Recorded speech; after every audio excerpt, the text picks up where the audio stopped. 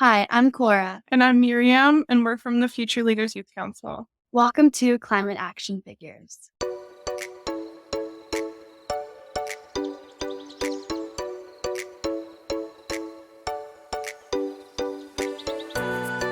Well, hello and welcome to the brand newest edition of Climate Action Figures. My name is John Whidden, and this week on the show, you get to meet Miriam and Cora.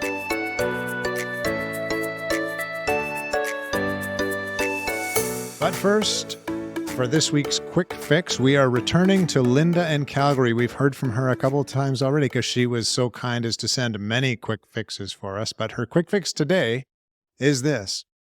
Linda in Calgary says, eat in the restaurant instead of having it delivered. So there you go. Your thought for the day. And now, Miriam and Cora, welcome to Climate Action Figures. Hooray! Thank you for you. having us. That's wonderful to have you here. Now tell us, what do you think about that quick fix? I think it's amazing. You cut costs of not only like bringing your food to home or getting it delivered, but also saves energy. You're saving lots of plastic waste by eating in the restaurant because most likely you're using metal utensils rather than all the takeout boxes and the takeout cutlery. You're really cutting a lot of plastic waste. And I think it's such an idea that we don't really think about.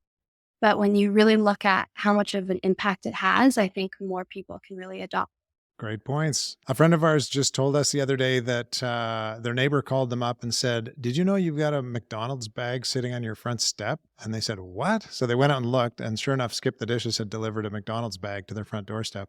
And they called and asked what was going on, and they said, well, once it's delivered, it's yours.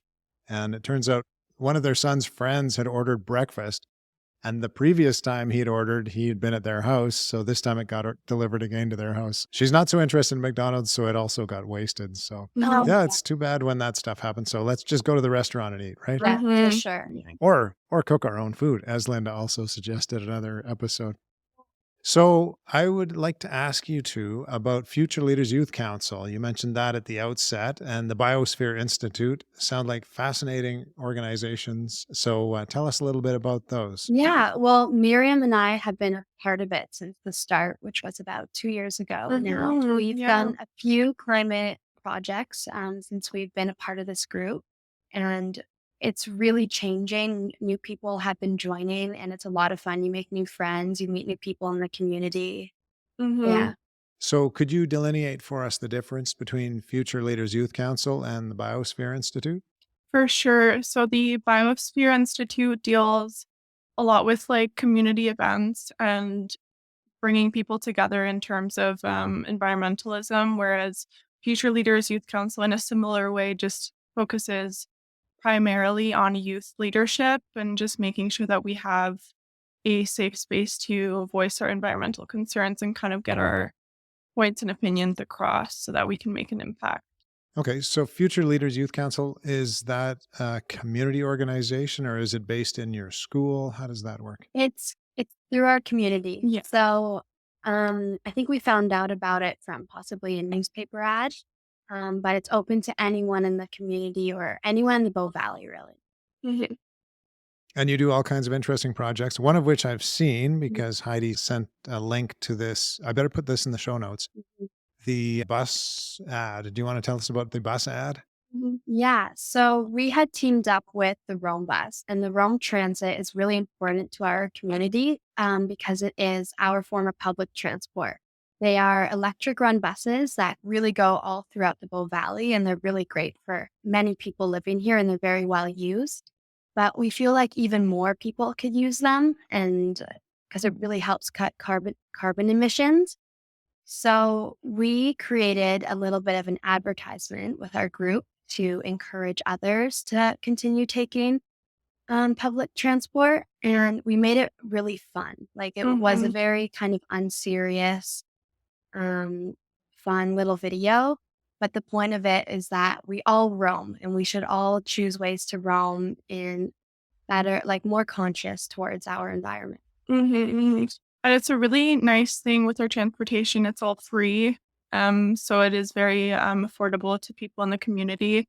which also gives incentive to use these modes of transportation. But due to scheduling issues, due to kind of different times of the bus being at different stops, a lot of people weren't using them to their full potential. So we kind of partnered with them to ensure that they'll have greater uses. Wow. Real life solutions to real life problems. I love it. Well, So we'll put a link to that in the show notes. And before we move on from Future Leaders Youth Council, in case someone's interested in joining, I see a mug. We Is this have these are our very special biosphere mugs yeah. that we have had since the Very cool. beginning. And every meeting, Heidi brings them out, and they're just a really important part of our get-togethers. Excellent. So if you're not watching us on YouTube, we'll put that in the show notes as well, so that we get to see the mugs. So if someone wants to join this, what is the age range? What is the geography range? Where do you have to be, and how old do you have to be part of this? I honestly think it's just high school students, but I'm sure it'd be open to like young adults as well. For now, we locate teens within the community to be a part of it. So us in Canmore, we have people in Banff that this is available to, but for now it is just kind of a local organization. So next week we're going to meet Nami and Olivia from your organization. Yes. Is there any question you think we should ask them? Ooh. We should ask them about how their character in the Rome Transit video, what it means to them, because each person had a specific character. Oh, great We're question. given, characters. Okay, we'll throw that question at them next week. Now, before we leave Future Leaders Youth Council, Heidi is the one who connected us. Can you tell us how Heidi fits into the big picture here? Heidi's played a really big part for us through everything. She was the one who put out the word of the youth council, but she's also inspired us all the way through. She's put in lots of work to make sure we get these opportunities. She's been really important to this for us. Exactly. And like we really, before I even joined the youth group, like her passion about environmentalism and change is so infectious, and it really motivated me and inspired me to kind of try and make a change in my community. So she's honestly been with us through the beginning and never fails to like set us up for success and like support us in any way that she can. So we're really grateful for her. Well, it sounds like a great organization with a wonderful leader. Yeah. I'd like to move to high school because I just had a question that popped into my head about high school. When I went to high school, there were the typical groups. If you were maybe on the football team, you were tough and popular. And if you were in the drama program, you were different and unique. If you're part of the environmental group or movement in high school these days, what does that mean? Does that make you popular, or are you in the vast minority, or how does that go? I honestly think it makes you brave. Yeah.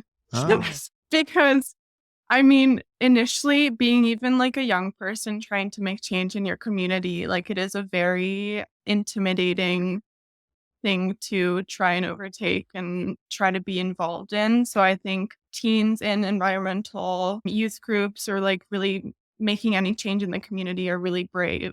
Cora, how do you feel about that? I think as well is that living in Canmore, it's a very outdoorsy community. So everyone does kind of share a little bit of, we do really show our love for our community and our outside world.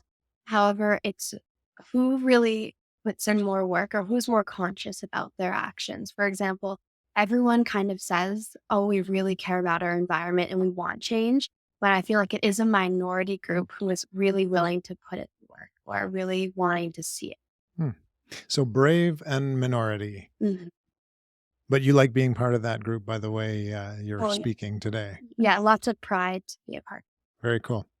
Now, to get onto the really serious stuff, this is the only chance that we might mention this on the program. So I wonder if over my right shoulder here, you can see a little green object on the painting there. Man, doesn't that look like Gumby? You see Very that? good. That Mhm. is indeed Yeah, Gumby. Gumby. And just because I'm crazy, I thought it would be a fun idea to put Gumby in a different place in the background. So Awesome. if you, dear listener, are actually listening today and not watching on YouTube, then you'll just have to use your imagination and picture Gumby in a different place Mhm. every time we do a recording. But I'm going to try and remember to hide Gumby somewhere. This would be like Where's Waldo or the Easter egg thing. Yeah. This podcast is called Climate Action Figures because youth are taking steps, sometimes small, sometimes large, and we're calling those their climate actions. So, would you like to share with us what your climate action is? Cora, do you want to start with? Yeah, for sure. For me, mine's quite small, but I've been doing this with my family ever since I could remember. But we really try and minimize our plastic waste. So, for example, for lunch, instead of taking a Ziploc bag, which is quick and easy because you can just throw it out at the end of the day, instead we really try and utilize our reusable containers and wash them every day. It takes a little bit more time, but really it saves so much plastic waste. And it's not just lunches. You can do this when you're shopping at the grocery store, like taking your reusable bags, really doing as much as you can to minimize single use plastic. And it's difficult. No, It's not always easy, but that sounds great. Miriam, what's your climate action? Mine is also a bit of a smaller one, but simply just educating myself and other people in my community about environmentalism and how to kind of move forward and move into kind of a more sustainable world. Also, reducing the amount of like clothes that I buy really impacts that, I think, because people don't really realize the detrimental impacts to fast fashion and consumerism. So I'm very vigilant about that and I'm trying to reduce my buying consumption. Yeah. Yeah, you're right. Reducing, trying to back off on the plastics, education. These are wonderful things. But when you look around, you see some people just seem to be oblivious to this. What Yeah. gives you hope amidst that sort of oblivion sometimes about the Mm. environment? Well, I had actually given a TED Talk presentation this last year on this exact topic. And I feel that people who do not have outdoor experiences as much tend to be more oblivious as they don't feel as much of a connection. And for example, for me, I was very lucky to go scuba diving in Costa Rica over the break. And while I was scuba diving, I watched the local guides picking up garbage as we were just doing our thing. And it wasn't part of their job. They just did it because they cared so much about their environment. And so I think the more that people have experiences in the environment, the more they build a connection and love for it, and the more that they'll be conscious about their impact. Hmm. And for me, I think the sense of community that comes along with topics like this is so important. And it's very inspiring, just even meeting people of various backgrounds who are all involved in this topic makes it feel less intimidating and more of a topic that you can kind of participate in that will bring a community closer together. Well, that's great. It's wonderful to hear that you have hope and that you're seeing hopeful things around you. And you give me hope by just sharing your stories. So thank you so much for joining us today, Miriam and Cora. Thank you for having us. And thank you, dear listener. We will be back again next week, same time, same place, to hear from another climate action figure. Until then, go figures. This has been Climate Action Figures. Our show is produced and hosted by John Whidden. Our creative consultant is Kayla McIntosh. Our theme song is Hawaii Vacation by Tavari. You can find us on Instagram, Facebook, and YouTube at Climate Action Figures. That's all one word. And if you have any other questions or comments that arose from this or any episode, feel free to reach out to us at climateactionfigures@gmail.com. And thank you for listening. We'll be back next week with another Climate Action Figure.